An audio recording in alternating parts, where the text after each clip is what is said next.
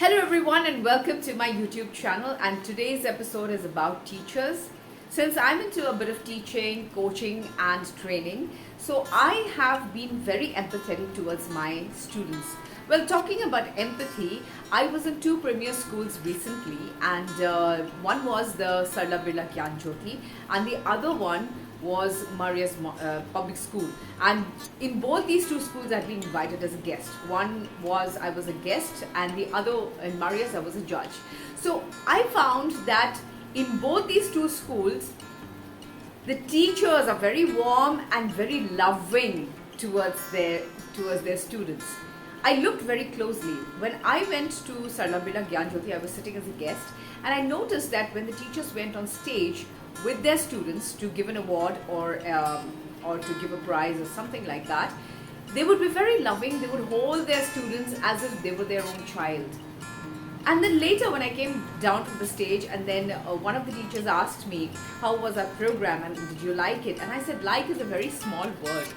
I loved everything about your school, more so because I loved your teachers, the warmth that you exude with your students, the warmth that you give your students, and it was so apparent even while on stage. And I think I find that the principal is also very warm. He's very nice to each and every student, and that is why each and every student is doing so well in that school. If you've noticed, Sarla Birla is doing amazingly well. It has been doing amazingly well, and congratulations to them. Even for Maria's, I noticed when I asked them, what is it that makes you so special? And the teachers said, some of the teachers there who I'd met, they said that teaching and students are our life. Our life revolves around students. So we love them with all our hearts. So this is what I was so happy about this. At the same time, I have seen schools where teachers have only reprimanded their students. They have not had a committed relationship towards their students. When I speak about commitment, there has to be a very clear commitment of the teachers towards the students. And the teachers must have it inside them that here are my students, and these students, I will mold them into future leaders. We should not be saying that just because I'm a junior teacher, so the responsibility is not mine, and then the senior teachers are going to take care. It's not like that. I think every student is important for every teacher. I remember when I was in class nursery, there was Mrs. Mitra, and she would tell my mother that every child, she did not have children, but then she would say that every child is her child. So every year she would have a whole lot of students who she would call her children. And we've grown up with that kind of love. And when you give love, teachers, my dear teachers, when you start giving love, your students will bloom. Your students will bloom into leaders who are going to be very empathetic, because they are going to learn the same things later on as well. They're going to say, my teacher was like this, so I'm going to teach somebody else to love as well. But then when you become angry with your students, when you do not have that commitment to love, to create, to mold, then what happens is that the student also carries that angst with himself or herself later on, and then those negative qualities come through.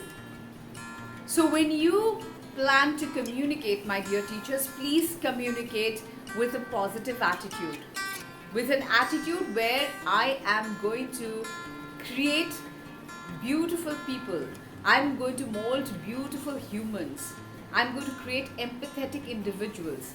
This is what the commitment should be, because we always think that we send our students, our children to the school thinking that that's like their second home. They also think it like that.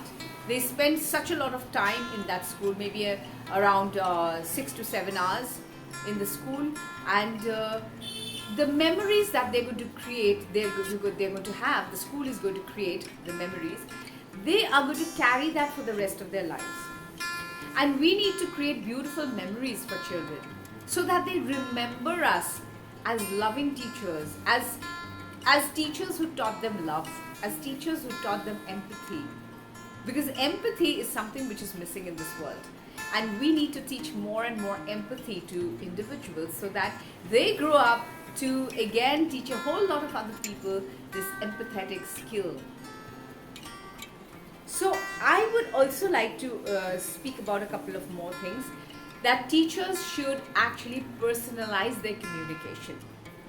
When you personalize, when you take individual interest in each and every child, if a child is weak, instead of reprimanding that child, if you can encourage that child to do better next time, so then you become a teacher who's going to be remembered by that student.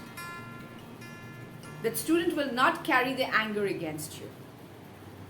I remember straight after my ICSE, that is my matric, my class 10 boards, I was asked to work in a school where there were these toddlers. It was a tiny tots school in Shillong, and I was asked to go and teach one of the classes for 1 month.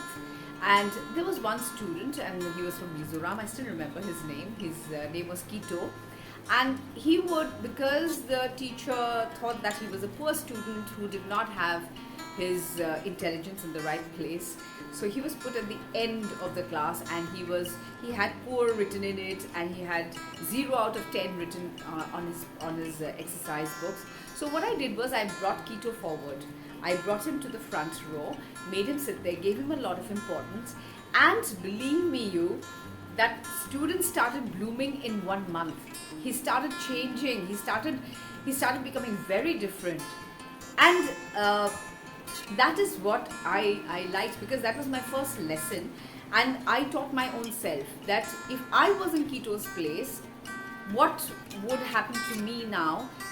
Now that I know that I'm such a fool, and the teacher's already given me a 0 out of 10, so this new teacher is also going to do the same to me. But then when I brought this student forward, this little kid forward, the students started performing better. So for dear teachers, for my dear teachers out there, it's important that you take each and every student very, very, what should I say? You should understand their feelings very minutely. When I say personalized communication, it means you'll have to be a very good communicator. You'll have to understand their body language. You'll have to use their names. When you start using their names, they feel very important. When you start making them wanted in the class instead of reprimanding them, if you have anything to say to that child, maybe you can ask the child to come to the staff room or talk in a different room, but not in front of the whole class. The child feels very humiliated, whether he's in class 1 or in class 10 or class 11 or 12, whichever class he is in, or he's studying in his graduation, whichever class he is in, he feels very humiliated to be talked in front of his other friends. So for a teacher, it is important that you respect the students. When you start respecting the students, you'll get back respect. That is the other thing. And of course, the other thing that you need to do is communicate with the parents as much as you can. If there is something good you see in the student, communicate. If there is something wrong that you see in the student, communicate with the parents. And communicate and make sure that you write down what exactly you have talked with that parent, and what was the discussion, what was the outcome. All these things, once you start doing that, believe me, we are going to have world-class students.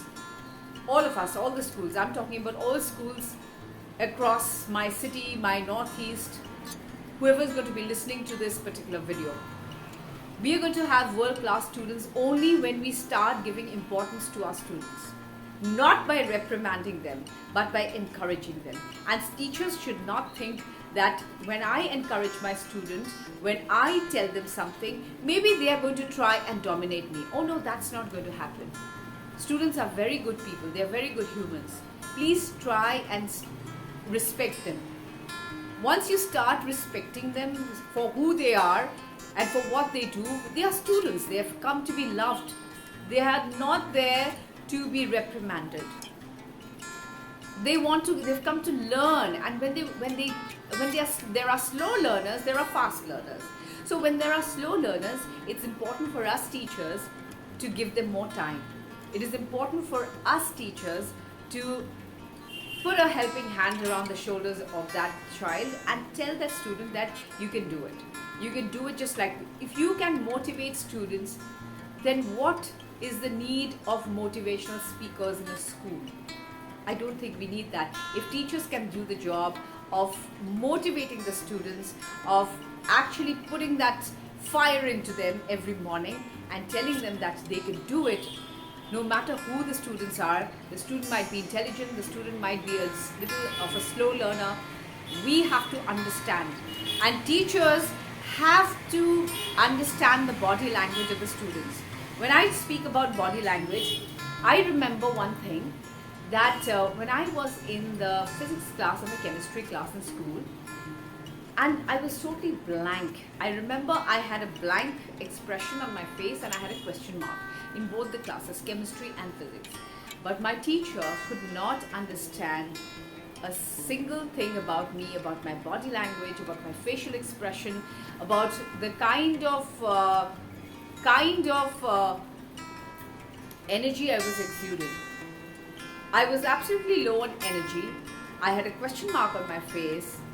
I was very scared of both the subjects, but my teacher could not read these signals. It's important for teachers to read the signals of students and how they are feeling, what they are feeling, and if you can connect those dots, then you have very successful students. You want your students to be successful, right?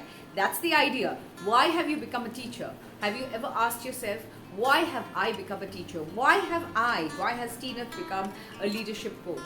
Because I want to see my students rise and shine, become fearless, become focused, become leaders of our country. That is what I want. That is my commitment to my students. That is why I'm committed to my concept, I'm the best. That whenever I tell my students that you are the best, and I tell them to pat themselves on their shoulders and say that you're the best, and you must keep affirming those beautiful words. Tell yourself that you are invincible, you are unstoppable, you can do anything. When I keep telling them that, I also want the other teachers of the schools to tell them that. It is important that our students get a lot of hype from their own teachers instead of motivational speakers. Instead of motivational speakers, it is best that they get it from their teachers, because they know that their teachers are very good. They are gurus. They consider the teachers to be gurus. So it is high time that we take up this mantle in our hands, that we are going to convert all the people, all the students who are slow learners. The intelligent ones are doing great. The ones who are slow learners, let us help them. Let us help them to get up, get going, give them that push so that they can rise and shine as well. So on that note, I'm going to say bye. So teachers, you stay good, stay well, be loving, be kind, be warm, be empathetic. That is my request to you. Please do that, because that way we are going to create wonderful individuals for the future. That is what we want, right? We want wonderful humans who are going to take care of our country and take care of our world. That is what we want. So let us do it, and teachers can do that. Thank you, and keep watching my YouTube channel. Don't forget to subscribe to it and press that bell icon so that you get regular updates whenever I am uploading a video. Alright, see you then. Bye and take care.